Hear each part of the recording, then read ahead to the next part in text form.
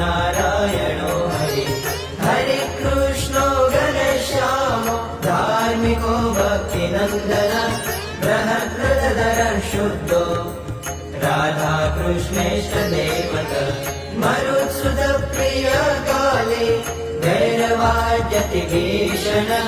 जितेन्द्रियो जितारस तीव्र वैराग्य आस्तिक